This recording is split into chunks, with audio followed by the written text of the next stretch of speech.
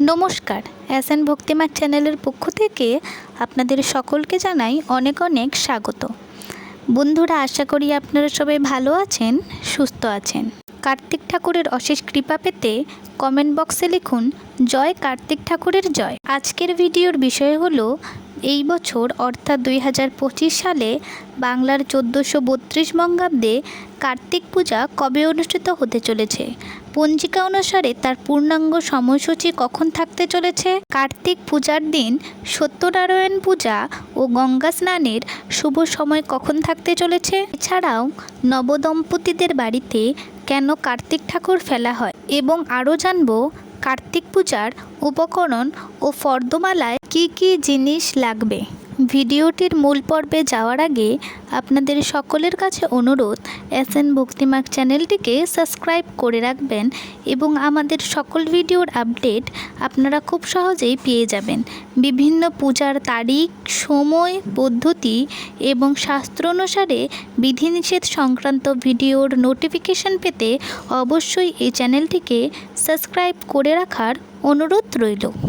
কার্তিক মাসের সংক্রান্তিতে বা কার্তিক মাসের শেষের দিন সাধারণত এই কার্তিক পূজা আড়ম্বর সহকারে পালিত হয়। পুরাণে কথিত আছে কার্তিক ছিলেন মহাপরাক্রমশালী যোদ্ধা। তারকাসুরকে বধ করা দেবতাদের পক্ষে যখন সম্ভবপর হয়ে ওঠেনি, ঠিক সেই সময় দৈব বলে প্রাপ্ত অজেয় শক্তির অধিকারী কার্তিক তারকাসুরকে নিধন করেছিলেন। সেই থেকেই তিনি দেবসেনাপতি হিসেবে পূজিত হন। স্কন্দ পুরাণে এই বিষয়ে সবিস্তারে উল্লেখ রয়েছে। ভিডিওটিতে যাওয়ার আগে একটি কথা বলে রাখি, কার্তিক পূজা করলে যে শুধুমাত্র পুত্র সন্তান লাভ হয় তা কিন্তু নয়।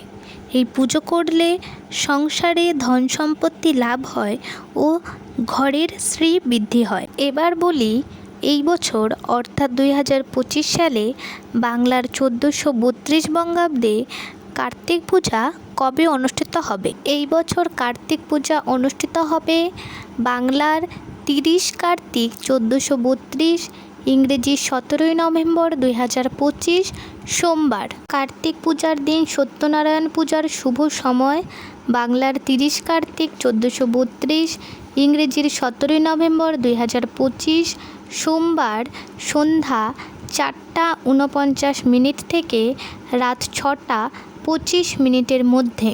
দান করার বা গঙ্গা স্নানের শুভ সময় বাংলার 30 কার্তিক 1432, ইংরেজির 17 নভেম্বর 2025 সোমবার সূর্যোদয়ের পর থেকে সকাল 11:22 মধ্যে।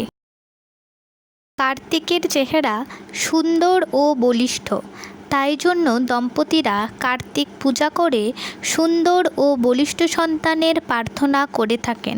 সাধারণত অনেকেই মজার ছলে বা সন্তান লাভের আশায় নববিবাহিত দম্পতিদের বাড়িতে কার্তিক ঠাকুর ফেলে আসে। প্রচলিত বিশ্বাস অনুযায়ী এর কারণ হলো কার্তিক পূজার কারণে সংসারে সমৃদ্ধি আসে ও শ্রীবৃদ্ধি হয়। এছাড়াও নিঃসন্তানদের সন্তান লাভ হয়। নবদম্পতিদেরও সন্তান লাভের আশায় এই কাজ করা হয় বলে প্রচলিত বিশ্বাস। এবার বলি কার্তিক পূজাতে কি কি উপকরণ ও ফর্দমালার প্রয়োজন। ফুল, গঙ্গার জল, ফল, বাতাসা, ঘি, বাটি, সিদ্ধ চাল, আতপ চাল, মধু, মিষ্টি, ঝিনুক বাটি, তুলো, সলতে, তীরধনুক, মিষ্টি, খাতা, পেন্সিল, দই, থালা, গ্লাস, আনাজ, তীরকাঠি, দর্পণ, তেকাঠা, অগরু, চাঁদমালা ও খেলনা, জাগসরা, কুণ্ডহাড়ি, জাগপ্রদীপ, রত্ন, দ্বারঘট, ঘটের গামছা, সাদা সুতো, শস্য, ধুতি, শীর্ষহ ডাব, বরণাঙ্গরীয়, নবরত্ন, অসনাঙ্গরীয়, মধুপর্কের বাটি, বরণ ডালা, পঞ্চপল্লব, হরিতকি, একটি ঘট, আবির, কুশ, রচনার হাঁড়ি, জাগহাঁড়ি, পূজকের বরণ, শ্বেতসরিয়া, পাঁচকড়াই। দেবসেনাপতি কার্তিকের অনেক নাম, যেমন অম্বিকেয়, কার্তিকাসুত, কুমার, শক্তিপাণি ইত্যাদি নামে তিনি পরিচিত। পুরাণ অনুসারে কার্তিক ঠাকুরের গায়ের রং হলুদ এবং তার বাহন ময়ূর।